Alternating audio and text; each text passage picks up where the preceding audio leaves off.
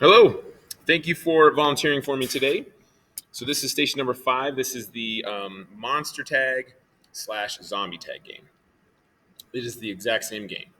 I ran into an issue a while back where I was calling it zombie tag for everybody, and like the littles were getting scared. So I kind of changed the vibe a little bit for K12. So for K12, I just call it monster tag. The monsters are trying to get more monster buddies, and the zombies for third, fourth, fifth are trying to bite the humans and kind of spread the virus and turn everybody into zombies. So I think eventually I'll just call it monster tag for everybody, but that's kind of the reason why it's called different things. But here's the basics. So when the kids come over, tell everybody to grab a belt. Any belt is good. It doesn't matter which one. The color doesn't matter. With the little guys, they might need a little help getting belts on, but I'm trying to encourage them to learn how to do it on their own. But there should be people around to help. So as far as time considerations, if they need help, just help them. But the basics is they wrap the belt around their waist, and then the alligator, chomp, chomp, chomp, bites the snake, and it looks something like that. Tell them you don't want it too tight or too loose, or it's just going to pop off by itself. They should know this already, especially the older kids. But yeah, not too tight, not too loose. More than likely, a lot of the kids are going to have a lot of excess snake kind of hanging off. My waist is pretty big, but so for the little guys, it'll probably look something like this. Like they'll have a bunch of leftover snake hanging off. So once they have all their belts on, remind them that if they have a belt on, they are a human. Humans don't take off other humans' belts.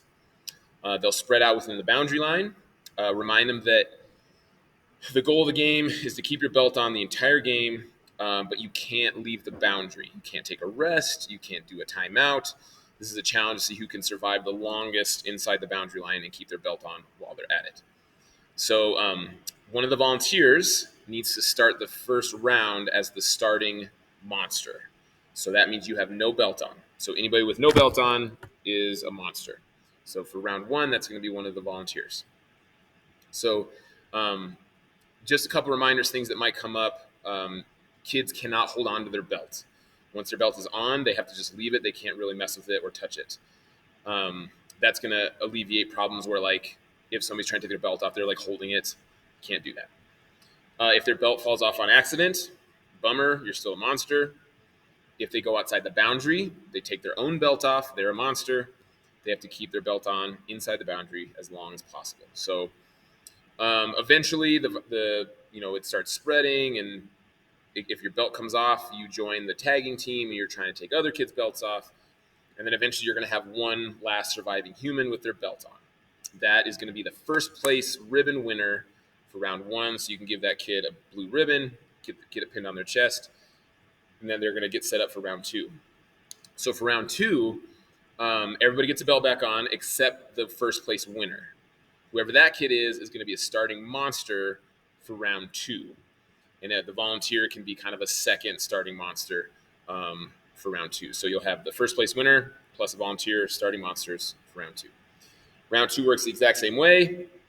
Whoever wins round 2, the last surviving human, would win a red second place ribbon. And then the process would repeat itself for round 3. So for round 3, you would have the first place winner is a starting monster. The second place winner is a starting monster, plus a volunteer is a starting monster. And then whoever wins round 3 would win that white third place ribbon. Any time left over, you're welcome to play just more rounds just for funsies. Okay. So those are the big takeaways.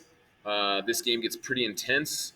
So just remind as needed as far as just safe running speed, staying in the boundary, trying to stay on your feet, things like that. This one gets pretty competitive, but it's pretty hilarious and pretty fun to watch them do it. So, that's how Monster and Zombie Tag works.